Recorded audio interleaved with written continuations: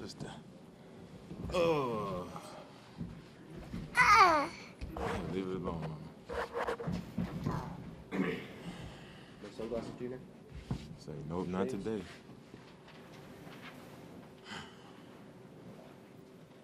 Dame, so how do you, what do you come away from that? I mean, we had the effort was there, but we just didn't play a good enough game. We had multiple opportunities to pull off and separate ourselves, but we just, like I said, we just didn't play a good enough game. We let them hang around, and they got good players. You know, they're a better team than their record shows. They've been trending in the right direction, and just from being in the league, I know that coming off a loss like they just had last game, you got to expect them to come back and try to be better, and show some fight.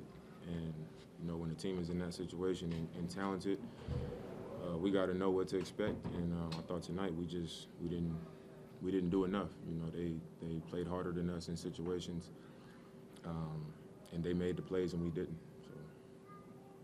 Dame, what did you think about the impact that Ben Simmons had for the Nets, particularly on the defensive end? What did you see? When he what? The impact that Ben Simmons had for the Nets tonight, particularly on the defensive end. What did you see from him? I mean, since he's been in the league, I feel like he's been a good defender. Good size, athleticism, strength, and he's quick. He's good on his feet, and people have been giving him a hard time, and he's capable of having those types of games. He can have that type of impact if you let him come out and start to believe and feel good about himself. And tonight, I think in the first half, he come out and go 4 for 4 and was feeling good about himself. And when you let a guy feel good about themselves, they're gonna have an impact on the game, especially a talented player. He's been an all-star a few times, so you let him start believing and get comfortable, he can have that type of effect on the game.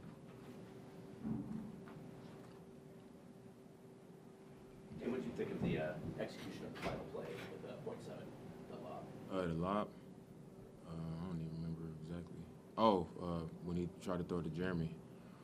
I mean, we knew it was .7, and we was going for the lob. We felt like they would be playing the three-point line and switching everything, which they did. And he tried to give him a shot. And anything can happen in those moments. You know what I mean? You always look back at it like, oh, I wish this would have happened, that would have happened. But a lot of things took place to put us in that position. And Nurk's and one was damn near a miracle shot in itself. So. Like I said, they did all the things to win the game, and we came up short in some areas, and that's why we got this result. Was that play that Jeremy pretty much similar to the one in Phoenix? I wouldn't say that. It was .7 on the clock, so we wanted to try to have some action around the three-point line, and then just put it above the rim to where he had a chance to tip it in with under a second left. He's long, tall, athletic, so we just wanted to give him a chance to tip it in. And, those are tough plays when teams know that they got to protect the rim anyway. I'm in one with .7.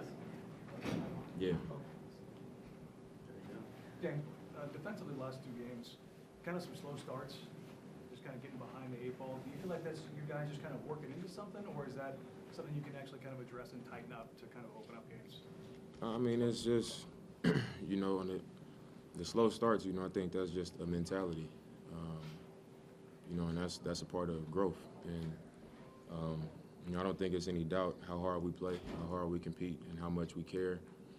But I think it just shows signs of, we need growth in that area. I think sometimes you lean on the fact that you're going to have a chance, and you're a team that's going to fight. And it takes a mature team and an experienced team to come out and always know what makes you who you are. Understand what makes you a successful team.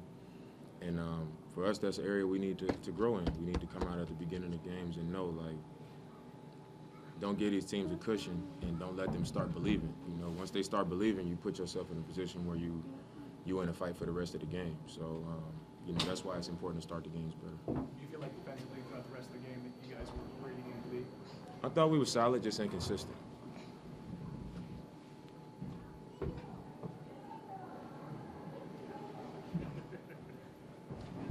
I feel like that inconsistency occurred, Johnson talked about, a couple plays where through a double team at KD and they hit a couple corner threes. Do you feel like that was kind of some of the I mean, we talked about it in shoot-around, you know, so we knew what it was going to be. You know, if he's up there and, you know, they get the switch and we send somebody at him, we knew that we were going to have to rotate.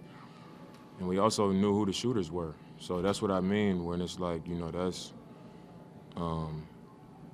just not being locked in, not recognizing. You know, once he gets rid of the ball, we shouldn't be hesitating because we know it's going to be swing to a shooter in the corner. So we should just be, as soon as we see the ball coming out or he's not looking like he's in an aggressive, I guess, position where he's not looking to really attack, you know the ball's coming out and it's likely going opposite and it's going to be two guys on the weak side. Somebody takes the first pass and the person that's low is going to end up taking that corner pass. So we just got to understand that we can't wait until it's like the ball's on its way there. We got to get out there and not even let those guys have that type of opportunity. And it seemed like they had it a lot, you know, especially in the second half. It was like these dudes just keep catching it in the corner because we just a step behind the play. And it hurt us.